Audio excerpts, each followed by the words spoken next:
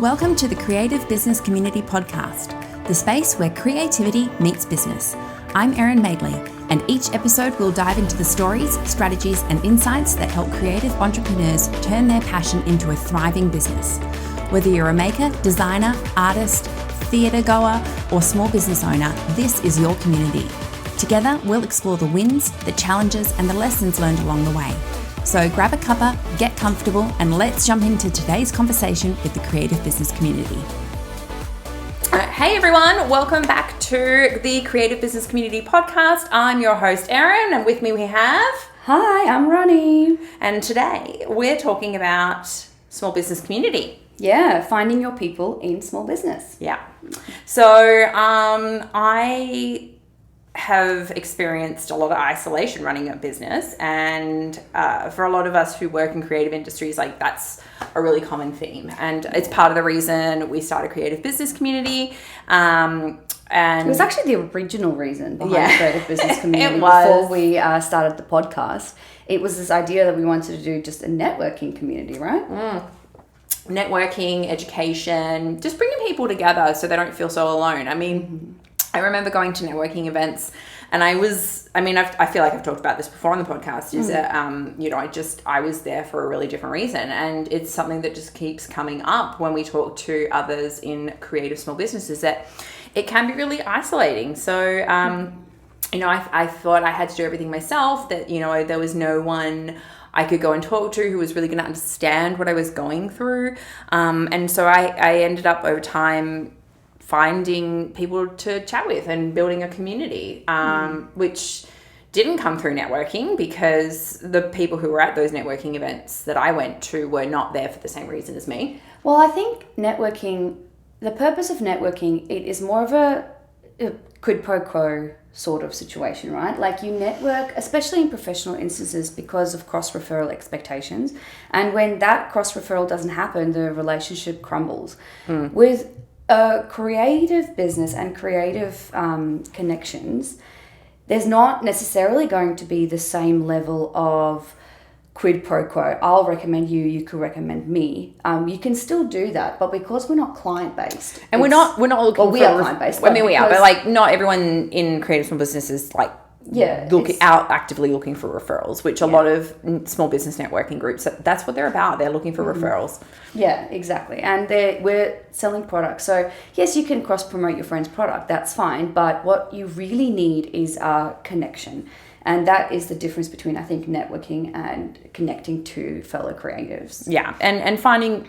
And that's where that word community comes in. Like it is really a community of people who you can talk to, who are going to understand what you're going through. They've got your back. You can bounce ideas off, and they're going to be actually interested in what it is that you're talking about. They're not just like waiting for you to get to the end of your sentence so they can jump in and be like, oh, and this is how I can help in this problem. And try and sell you on something. Yeah, they won't listen to what you're actually going through. They'll just be like trying to fix a problem. A problem. Or a perceived problem. And charge you for it.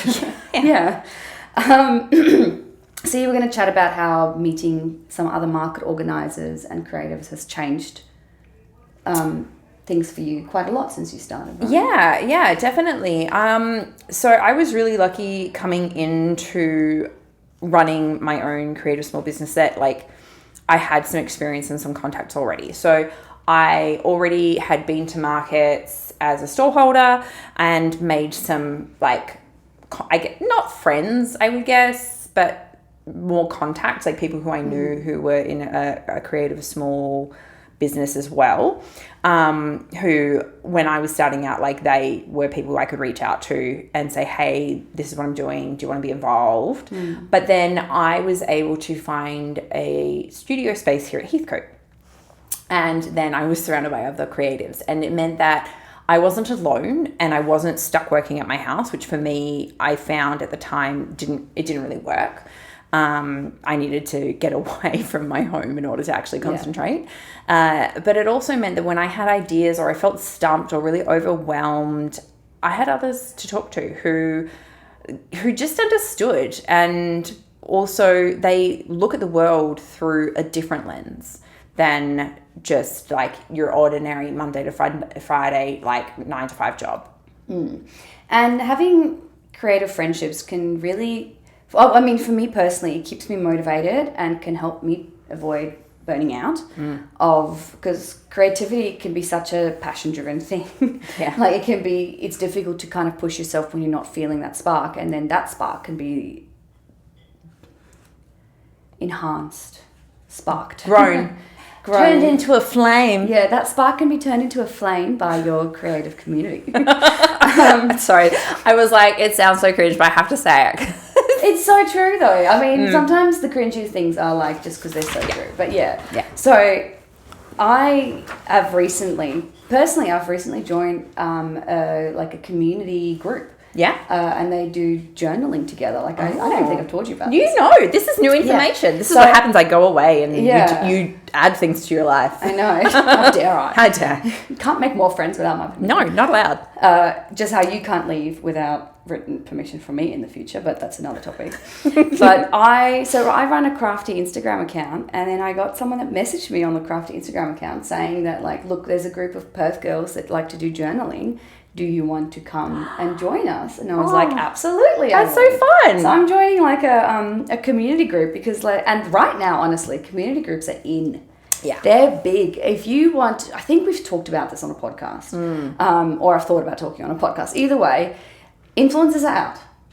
People are not so keen to listen to influencers anymore, but if you can tap into a community group with your small business, that is a big win for you because those they're growing a lot. And I think we did talk about how influencers are on the way out because they no longer seem genuine because it's so much like sponsored content. Yeah, it's all paid things. It's all paid you don't stuff. trust anything they say. There's not relatability anymore. Yeah. But what's more relatable than meeting someone in a little community group that shares your own passions and interests? Yeah. I think that is going to be the next big thing in terms of promoting small businesses, 100%. You heard it here first. Yeah, because I'm so revolutionary. I'm definitely not just copying what I've heard on Instagram. No, of course not. You would never. Genuinely though, community brings fresh ideas. Yeah. And so you don't have to find that creative community through like a typical avenue, right? So you're talking about this is a journaling thing, right? It's not work related. It's not related to anything that, you feel like you're trying to grow a business. It's just a wonderful way to connect with people who are interested in similar things to you. And because they're interested in similar things to you, when you get to a point where you're frustrated by something at work or not that that's ever going to happen because we're so great. But you're stumped on something. You've got those people who are like-minded who you can go and talk to. Yes. So now that we've completely sold you on finding a community and having your business community, where do you actually find this elusive magical unicorn community? Well, it depends, I think. Because you can do it online. You can do it in person. And so there are different ways. So and some marry the two really nicely. So obviously we have the creative business community. We have a Facebook group, which we would encourage you to join. It doesn't cost you anything. It is for creative small business people to go and talk to each other. You're like, oh, I'm having a problem with this, or I've learned this really new cool thing, or like Ronnie put a prompt in there about, do you like a physical journal? I personally, well, not a journal, a diary. Yeah. I personally use a digital diary. Ronnie likes to do both because she likes to create work for herself. But, it's things like that. And for me, I'm a potter. I'm a ceramicist. I have joined online groups for ceramics. And so when people are there on these groups and they're stumped, they're like, I have this issue. Can anyone think of why this particular piece got pinholes? This is the process I went through. Yeah. But then you can also find them in real life as well. So if you go onto places like Eventbrite, there are going to be all kinds of different things that are listed. Meetup. Meetup is a great one as well. Newish one. Yeah. Meetup's been around for a while, actually. What? I've only just heard about it. No, it's been around for a while. Oh, that's cool. Yeah. But there are all kinds of different ways that you can find community groups. Check your local library. Your local library is a really great resource, and I think it's underutilized because not only are they going to have things that they host themselves, often which are educational and free, but also they'll let you know what other things are going on in their community. Check your local newspaper. There is like a My Community News flyer thing that gets delivered. It'll tell you about local community For the young groups. people, a newspaper is this physical piece of paper that used to be delivered to your front door. They exist online too. Don't be so mean to the old lady. Oh, Like we know it can feel really intimidating to go to these, like online, it's easy. You can sort of present online a lot easier than what you can in person. Yeah, and it's really easy to lurk. But I've got two pieces of advice for you when it comes to going into physical spaces and meeting up physically with people. First is, if you are naturally a nervous person and you sort of shut down if you are in a social situation, which I'm not, but I try to relate. I try to relate to those of you. That is so weird. Neither of us are natural. I mean, I actually am a way more introverted person than people think. But I let people come to me. Yeah. Well, I mean, that's a good idea. Be interesting enough. I mean, if you have hair like Erin, people will approach you. They do. But if you are nervous this is actually a trick that my dad taught me, because he's a very introverted person. He literally comes up with like a list of 5 or 6 things that he can bring up in a conversation. And he writes himself a mini script and he memorizes those few things, and he does it if he's in like big group events or small family things, like where he doesn't know many people.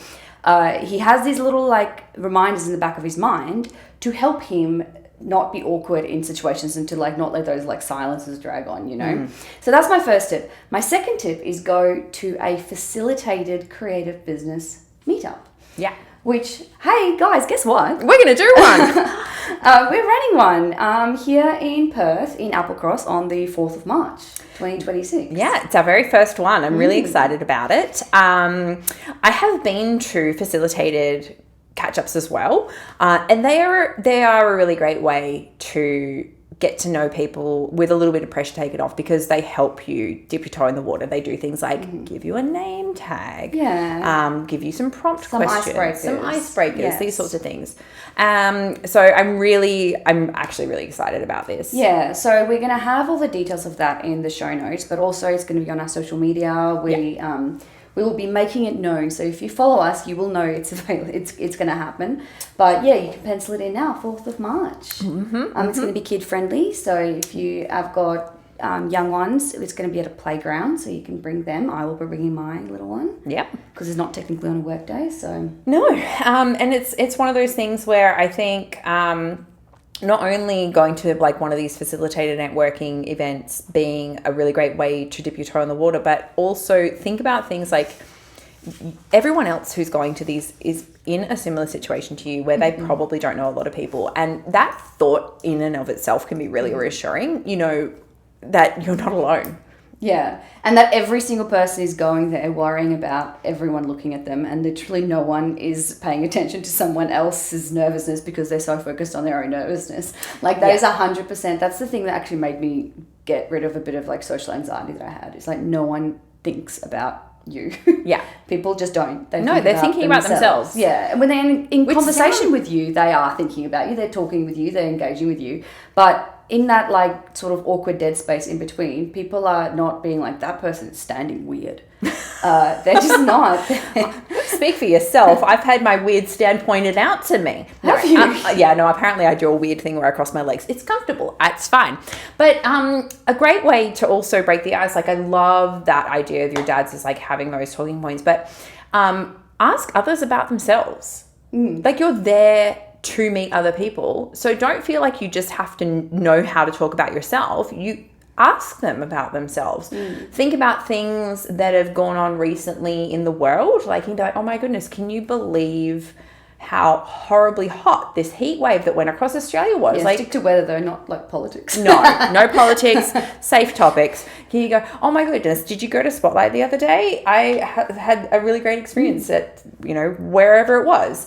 Yeah, like I actually did this not recently, but I did this when our local Spotlight reopened after being burned down for like so many years. I met someone who's creative at like MLS school, my daughter's school, and I kind of just got the vibe that they were creative. You know, you sometimes have a bit of a gaydar, but for creative people. Love that. We should find a name for that. And I just walked up to her and I was like, so spotlights opened up again, and we're really good friends now. So it worked. That's great. Yeah, and it can be that whole thing of like, if you're somebody who like you have a bright and colourful wardrobe, or you like statement pieces, wear something like that draws the attention, because it invites people in to come and speak to you, and that can be also a really great way for you to open conversation with other people. You can say, oh my goodness, are you wearing new sneakers? I feel like they're new and I haven't seen them before.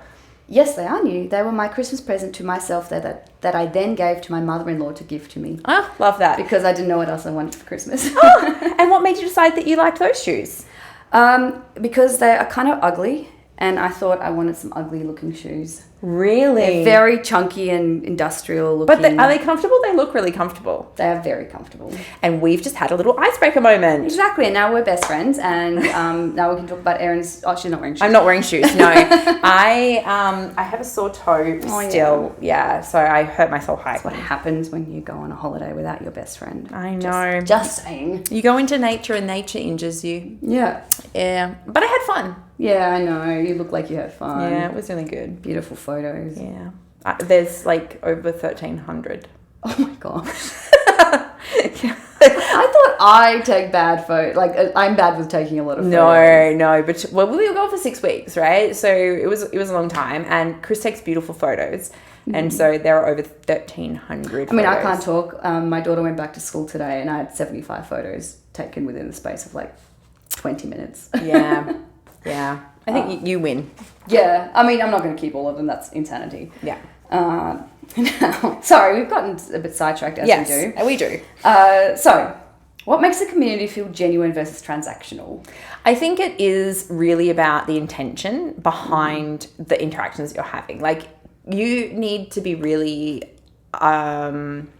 I guess mindful of the fact that you are looking for connection as opposed to looking for that transactional kind of interaction, or looking for a lead or a customer or a contact.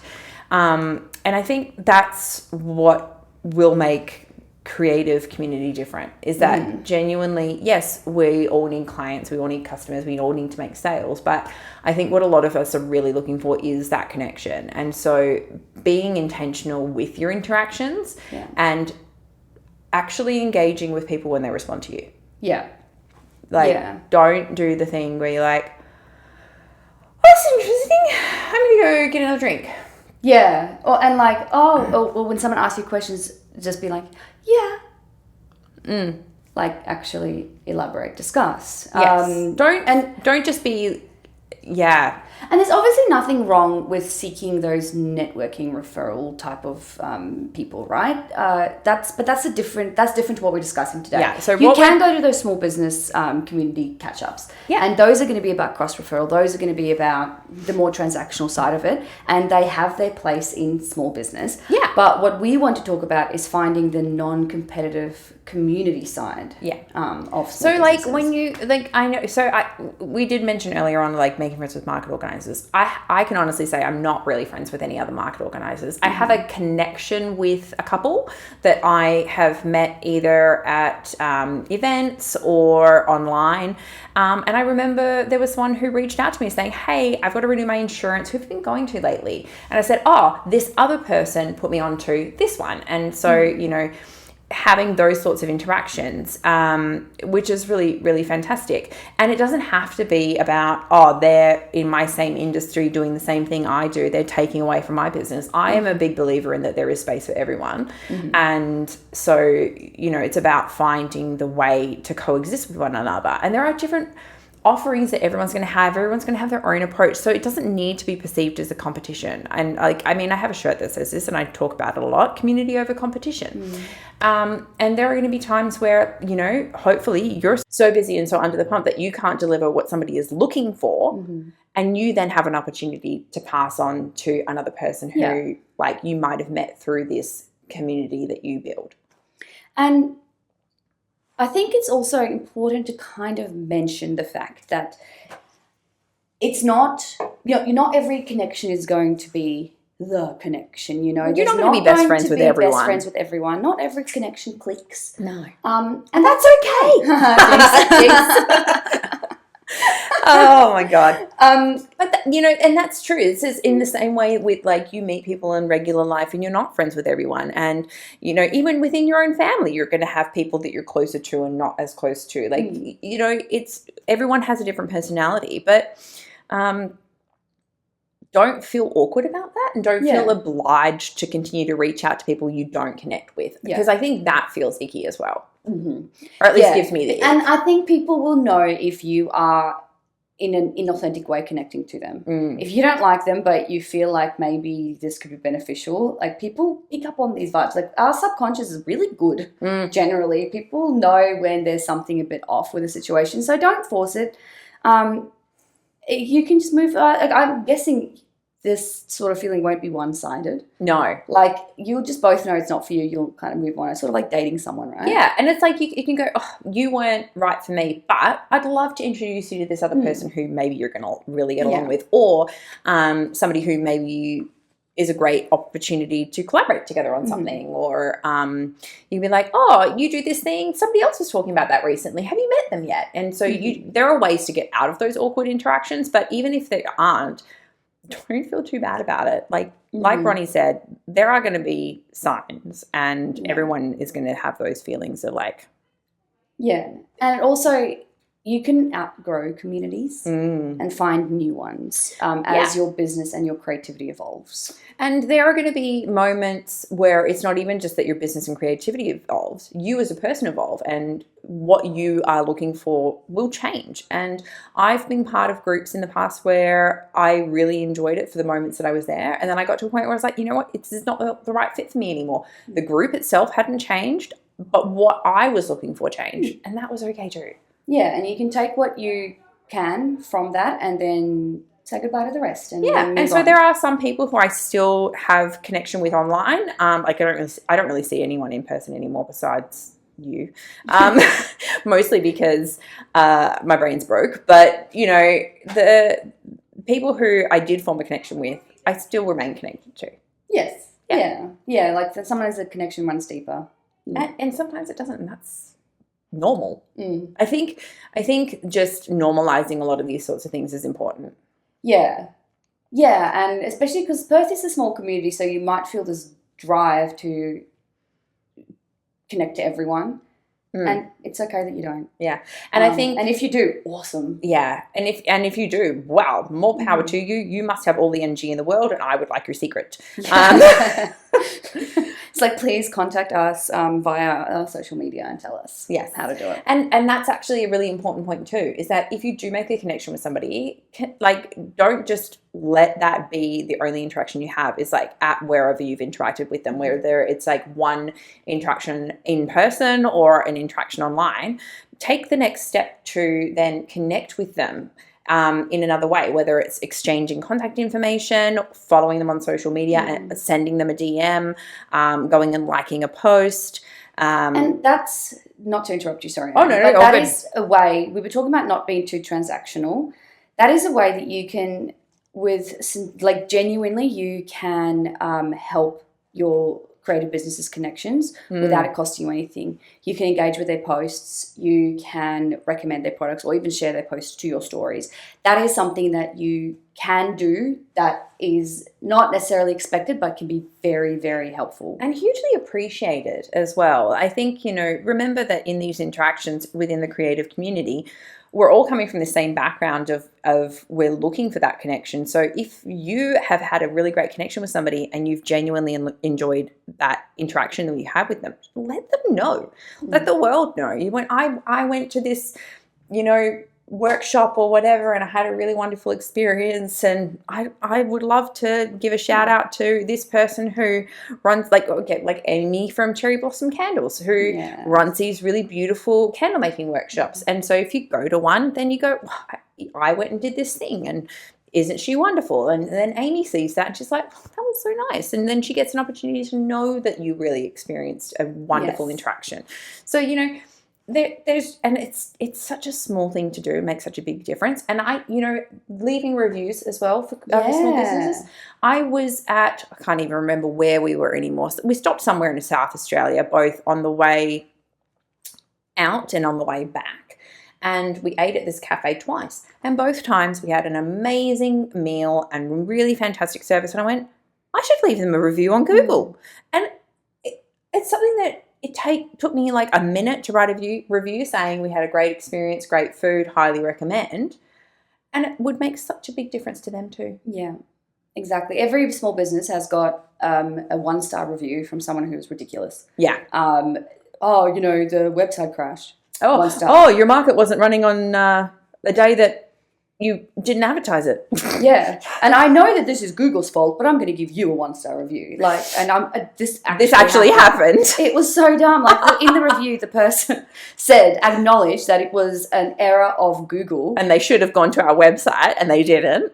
And they still gave us a 1-star. Anyway, so the more good reviews that are out there to counteract these stupid ones, it helps. And it doesn't take us very long. And it makes somebody else's day.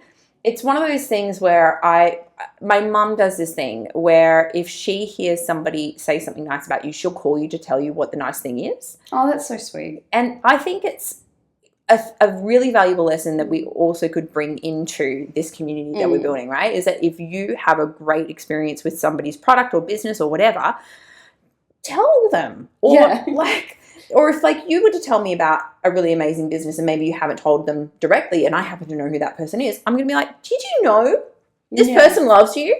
Yeah. I heard about you from another person. Yeah.